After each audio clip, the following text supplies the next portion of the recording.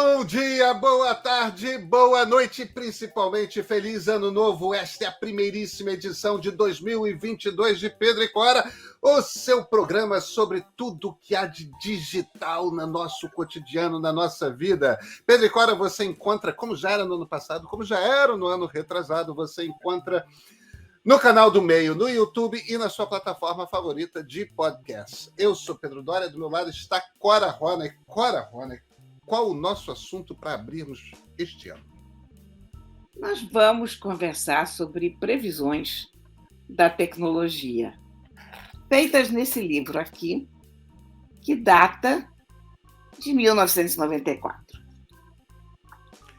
O que era o futuro 28 anos atrás? Vem com a gente!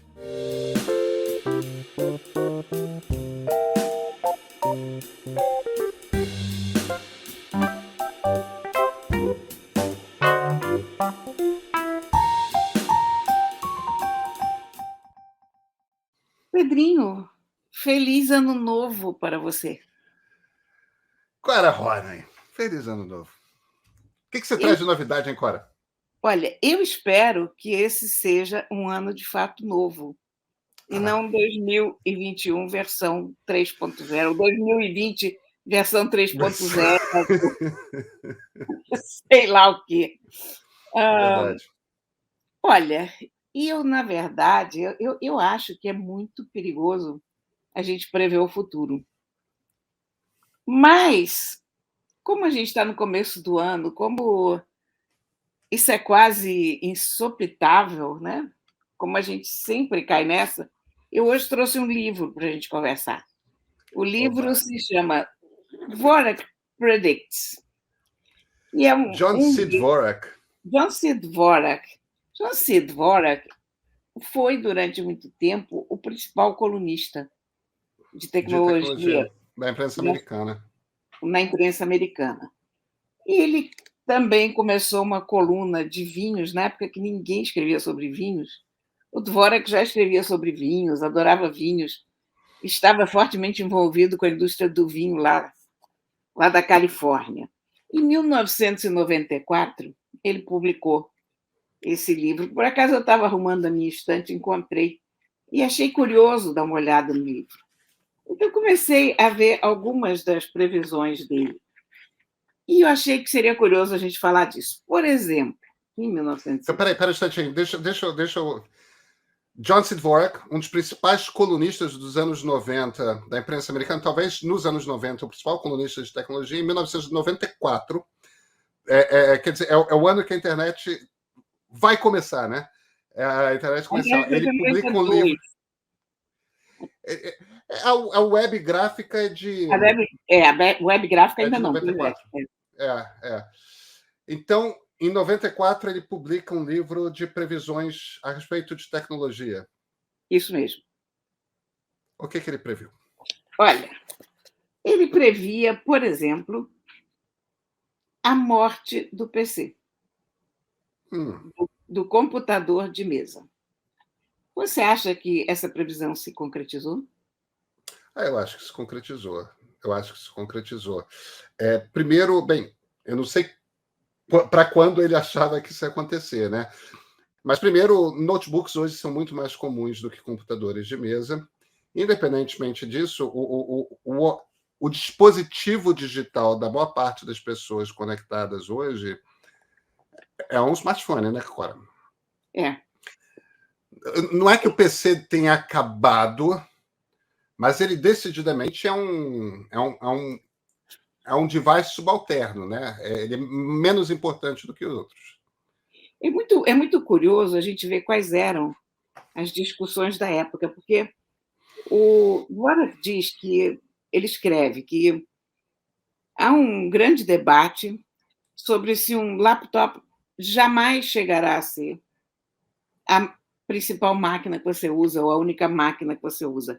Você vê que isso era um problema da época.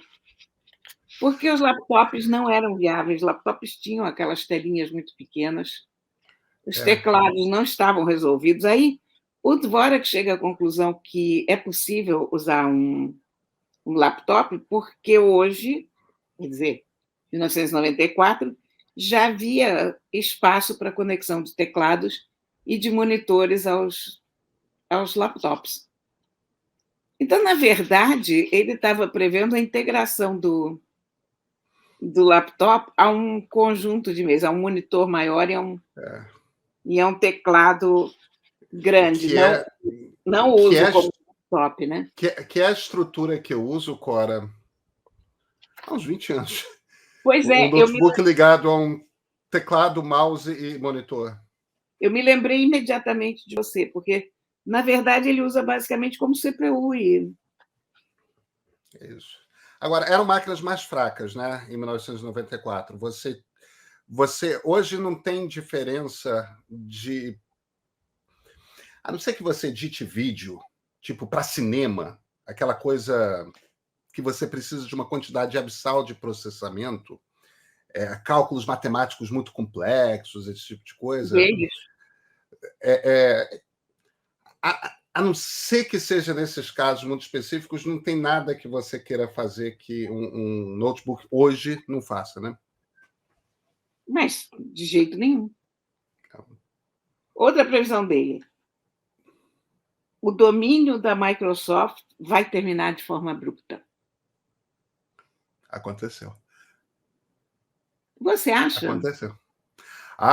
Eu vou te dizer o que eu acho que matou a Microsoft, a web. Por que eu acho que é a web? Eu lembro de ter essa discussão, de entrevistar alguém. Foi um pouquinho depois disso, Cora, 1996, 1997. 1996, eu estive no Vale do Silício, eu fiz uma série de entrevistas, e uma das pessoas que eu entrevistei me falou me falou não, é que hoje você pensa em plataforma como o Windows. O Windows 95 era recente, né? Hoje você pensa em plataforma como o Windows, como sistema operacional do computador. Mas a web vai virar a plataforma que todo mundo usa. E, de fato, talvez não seja mais propriamente a web, o sistema operacional que você usa hoje é absolutamente irrelevante, Cora. Os aplicativos estão na web, tudo está. E o domínio da Microsoft era uma consequência de a Microsoft ser dona do sistema operacional que 90%, 95% das pessoas usavam. Primeiro foi o DOS, depois foi o Windows. Quando isso acabou, veja, a Microsoft é a segunda ou terceira maior empresa dos Estados Unidos, é uma empresa extraordinária, tudo mais. Agora, não é uma empresa que seja dominante da tecnologia. A Microsoft não decide o que vai ser como ela decidia nos anos 90. Você acha que ela... Você acha diferente?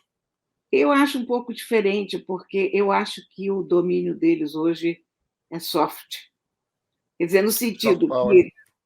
no sentido que, em 94, todos nós brigávamos contra a Microsoft, a gente percebia aquele povo dominando o mercado e a expansão daquela coisa, e hoje ela conquistou todo o desktop. Todos os PCs praticamente rodam Windows. Você vai ter um ou outro rodando Unix, sei lá, você vai ter a fatia da Apple, como sempre, mas... Mas você vê, os meus filhos, por exemplo, os dois têm computadores, são Chromebooks. Eu Mas o só Chromebook existe um ainda é uma software. fatia pequena. Não, eu sei disso, mas só existe um software Microsoft que eu uso. Recorrentemente, que é o Word. Nenhum outro Se software. você está no Mac, mas se você Eu, está no PC, você é usuário de Windows. Cora, é verdade, mas você não precisa do Windows para viver. Se você trocar de computador, você vai continuar usando 90% das coisas que você usa, você vai continuar usando. Enquanto que se você vai para os anos 90, se você trocasse de computador, você estava aleijado. Você não tinha... o meu ponto aqui é o seguinte: a Microsoft, você não vivia uma vida digital sem a Microsoft nos anos 90. Isso não era uma coisa possível, mesmo que você usasse um Mac. porque o Office era o Office da Microsoft e você tinha um Office desidratado porque não era tão bom quanto o Office para as plataformas Windows e DOS. Hoje, Microsoft é mais dominante que o Google, Microsoft é mais dominante que Facebook, Microsoft, o poder das empresas digitais é muito mais difuso. Ela é menos influente, talvez, mas ela é dominante. Ela é dominante daquele jeito que a IBM era, digamos, nos velhos tempos. Quer Veja, dizer, ela eu não fazia estou dizendo que parte. ela não é. Eu não estou dizendo que ela não é importante. Ela é uma empresa extraordinária. Satya Nadella é um dos grandes CEOs do mundo da tecnologia hoje, o CEO da Microsoft. Eu só acho que quando o Dvorak fala de em 1994 a Microsoft vai deixar de ser dominante, é porque não existia vida sem Microsoft. E Sabe qual era a hoje. discussão? A discussão era com o S2 da IBM. Ah, eu usei o S2 uma vez. Mas é isso, é o sistema operacional. Será que para a maioria das pessoas isso não é nem relevante, porque o device digital, o device da vida tecnológica é o celular. A Microsoft rodou no mundo móvel. Essa é uma discussão, aliás, que só diz respeito a PC, né? Isso é muito engraçado. E olha que a Microsoft teve, a meu ver, o melhor sistema operacional de celular, que era o Windows Phone. Infelizmente, esse sistema foi o que demorou mais a chegar e faltou a ele um ecossistema como tem a Apple ou como tem o Android, porque era o mais personalizável dos sistemas, tinha uma lógica cristalina. Eu gostava tanto dele que até hoje eu uso um shell da Microsoft por cima do meu Android. Mas Mas isso é daquelas não coisas, quem não entra primeiro. Mas eu fiquei com muita pena quando o Windows Phone saiu de mercado, porque eu achei que. Porque ele aproveitava toda a experiência anterior dos outros para fazer um produto mais Mas interessante. Porém, né? It's history now. Olha aqui, outra coisa. O CD-ROM vai bombar. bombou e morreu, né? Bombou e morreu. Você já bombou, já morreu. E a gente nem se lembra disso. Durou o que o CD-ROM? Durou 5 anos? Ele durou muito menos do que eu imaginava que ele ia durar, aliás. Ele durou 5 anos, né? A internet matou o CD-ROM, né? Ele dizia aqui que o CD-ROM se tornará o meio de armazenamento em massa para todos os dados. Não apenas dados de pesquisadores, mas para todo mundo. Isso porque eram tão caros os drives naquela época que ninguém tinha CD-ROM, né? Outra, o reconhecimento de voz será a killer application dos anos 90. Ele acertou, mas ele errou por 20 anos, né? Reconhecimento de voz realmente é uma killer app hoje, e eu acho que tem tudo para crescer muito, muito, muito. Eu também acho. Você sabe que o assistente do Android, o assistente do Google, a assistente do Google, português já é a segunda língua dela há algum tempo, né? E eu acho que é uma questão de geração. Eu acho que talvez a minha geração seja a última a ter um problema com reconhecimento de voz, porque a gente tem um certo pudor de falar com máquina. Mas para as gerações mais novas, meus netos, por Você exemplo, tem? eu tenho um pouco. É. Eu não tenho mais tanto quanto eu tinha, mas ainda tenho um pouco. Cora, eu vou te falar uma coisa. Eu nunca consegui. A minha interação com o celular não é por voz. Eu não criei esse hábito, não tenho esse hábito, não sei se terei algum dia, mas meu celular eu gosto de tocar e ver. Agora, como como eu montei minha casa com caixas Alexa espalhadas, tem algumas caixas Google também. Mas é muito engraçado que nessa experiência de caixas Google, caixas Alexa, em português, Alexa se tornou dominante. E eu uso o tempo todo. Eu estou falando com minha casa o tempo todo e os meus filhos também. Olha aqui, eu estou muito feliz. Eu te contei que eu tinha finalmente conseguido botar A a lâmpada, fulana para funcionar. Eu não vou falar o nome dela aqui, porque senão ela vai nos interromper. naturalmente. E sabe o que eu estou achando o máximo? Engraçado, os benefícios que você não percebe de imediato quando você põe. É o ar refrigerado. Porque eu vou dormir com o ar-condicionado ligado. De noite ele começa a esfriar demais. Então, aquele momento que você está meio que dormindo, você não está inteiramente acordada. Se você for mexer com o controle remoto, aquilo vai atrapalhar o teu sono. Então, você simplesmente dizer, fulana, desliga o ar refrigerado, o Mas ar-condicionado, na verdade. você sabe que você pode fazer outra coisa, né? Fulana, desliga o ar-condicionado às 2 da manhã. Ou Mas eu não fulana... sei a que horas eu vou querer isso. Então tudo bem. Então você Eu acho acorda e fala. lindo, naquela hora que eu percebo que está muito frio, dizer para ela e ela me dizer tudo bem. Olha aqui, outra previsão. A morte do disquete de 5 e um quarto. Não é possível que isso vá acontecer. E ele não está falando nem do disquete de 3,5, né? Ele está falando do de 5 e um quarto, que é o grandão. Ele está falando de 5 e um quarto porque o de 3,5 era tão melhor que é matar os 5. Em 94 ainda se usava disquete de 5 e um quarto? Se usava tanto que ele prediz a morte dele. Nossa, Ele, precisava o, prever.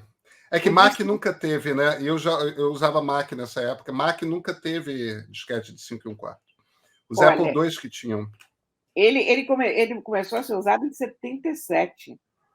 Em 84 chegou o disco de 3,5, mas, porém, era tão caro. Eu me lembro que 3,5 era mesmo tão caro. E aqui no Brasil é impossível, porque a gente tinha uma reserva de mercado que não permitia a gente ter um disquete decente. E aí eu ia para a Condex, que era a feira de computadores, e várias empresas davam os seus press releases em disquetes de Aí você 3,5. formatava disquete e usava como. Exatamente, exatamente. E depois ainda apareceu uma máquina que furava o canto do disquete, lembra disso? Para a Lembro. gente poder usar o dobro do espaço. O que era sempre um risco quando você usava um disquete que não era feito para ser de alta densidade, né? Pois é, mas né? Você, Gambiarra, os bacalhau. disquetes, as pessoas não devem nem estar sabendo do que a gente está falando disso, né? É porque você tinha o disquete de baixa densidade e o disquete de alta densidade. E o drive do Embaixo era computador 712, reconhecia. não era E era, 712? eu acho que era 1.2 o de alta, né? O de alta era 1,4. 1.4. É. Enfim, em essência, se você tivesse um buraquinho a mais no disquete, o drive reconhecia como um disquete que você podia gravar como se fosse dos dois lados, né? Na verdade, era uma densidade maior de linhas que você podia... E você podia enganar o drive fazendo um buraco artificialmente. Ele achava que era um disquete que cabia o dobro do espaço. E, evidentemente, os chineses começaram a fabricar aquelas máquinas furadoras de disquete aos milhares, milhões. E, evidentemente, no Brasil, alguém descobriu que nem aquilo era necessário, que bastava fazer um buraco de qualquer tipo, mais ou menos, numa certa. Eu lembro de gente que pegava um alicate que quebrava um pedacinho ali. Que tempos! Olha, eu vou terminar com uma previsão do Dvora que eu achei sensacional, que é a seguinte: seremos todos produtores de TV. Olha só, essa é boa, hein, Cora? Ele disse isso em 1994. Aí, Como é que ele descreve? O que ele diz eu exatamente? vou dizer para você. Ele diz que TV a cabo não tem o menor sentido, que, que os anunciantes imaginam que 500 canais vão criar um tipo de canal de nicho dirigido para as pessoas, né? Mas ele diz que esse sonho não tem a menor possibilidade de se concretizar, porque 500 canais é uma coisa, mas o dia de 24 horas é uma realidade maior do que os 500 canais. Mas ele diz que não serão 500 canais, que serão 50.000 ou mais. Olha que coisa curiosa. 50 Canais mil mais. produzidos individualmente em lares ou empresas, mais ou menos da mesma forma que os BBS daquela época. Quer dizer, no BBS a gente subia conteúdo, então você tinha um canal, o que hoje a gente chama de canal, mas que naquela época não chamava de canal, você tinha um board, né, de gatos, por exemplo. Eu participava de fóruns de discussão e tal, eu produzia muito conteúdo sobre gato. Tinha o fórum Rec Pets Cats, que era recreational, né, pets e cats. E ele já fazia uma analogia com isso nessa época, eu achei isso muito interessante. Você E está olha, falando da Usenet. O fórum da exatamente Usenet, assim. né? Olha aqui, aí ele diz assim: as atividades mais triviais se transformarão em entretenimento. Assistir a uma pessoa instalar uma nova placa de som pode, na verdade, ser muito interessante para um monte de gente que acabou de comprar uma placa de som. A quantidade de coisa que eu faço abrindo um vídeo no YouTube, como é que faz? Entende? Preciso trocar uma tomada, eu não sei trocar tomada, eu não quero confundir os fios. Tem um vídeo no YouTube que te ensino. Que é essencialmente, ele está descrevendo. Essa é a mais impressionante de todas, Clara. Porque ele está Essa é descrevendo no absolutamente YouTube. impressionante. É. Porque as outras todas eram trends que todos nós que estávamos na tecnologia mais ou menos prevíamos. Mas isso aqui foi uma viagem dele. Isso foi totalmente pré-telefone celular. O que ele previa eram câmaras de vídeo relativamente baratas, o barateamento das câmeras de vídeo com conexão direta ao computador. Ele achava que o ponto para isso seria a conexão direta entre as câmeras de vídeo e os computadores, e com conexões de SDN, de fibra, né? Com uma internet boa e estável. Né? Eu achei isso absolutamente fenomenal. E aí, uma última previsão que, olha, meio que vem se cumprindo há 20 anos também, é o seguinte: a realidade virtual vai fracassar. Ela está fracassando há 20 anos. A 25, né? A 30, na verdade, porque a gente vai entrar em 2022, 28 anos depois desse livro. Ela hoje se chama metaverso, mas... Eu ainda acho que vai acontecer, mas eu acho que é uma coisa para a década de 2030 com 6G. O 6G tem as tecnologias que... Isso é uma discussão para um outro programa. Por um acaso, Cora, você estava falando de disquete. Esse cartão aqui, a gente chama de cartão de memória, mas isso aqui é um disquete, né? 128 gigabytes. Pois é. É o cartão da... Eu perdi 1 terabyte em casa. Pois é. Como é que se perde 1 terabyte? Eu te pergunto isso. Eu tenho um thumb drive, eu não sei por que thumb drive em português é pendrive, mas isso é uma outra discussão. Mas eu tenho um pendrive no meu chaveiro de 2 terabytes. Meu chaveiro pendurado ali junto com as chaves, porque eu posso precisar. E às vezes eu preciso mesmo. Se liga no USB, tem 2 terabytes. Isso é muito assustador, né? Eu Mudou muito isso, né? fiquei tão perturbada quando eu perdi 1 terabyte, porque na minha cabeça 1 terabyte não é perdível, sabe? Não é não é uma coisa que se possa perder. No entanto, era uma coisinha desse tamanho que se perdeu. Clara, começamos o ano, né? Começamos o ano. Com previsões direto de 1994, 28 anos atrás. Que programa divertido de fazer. Nos vemos na sexta-feira? Em 2023, com toda certeza. Em 2022 ainda, Clara. Infelizmente, a gente vai ter que esperar É um pouco para 2022? 23. Você não devia ter me lembrado disso. Eu sei. Mas já que tem que viver 2022 antes de chegar a 2023, podemos nos ver na sexta-feira? Podemos, em 2022. Então, maravilha.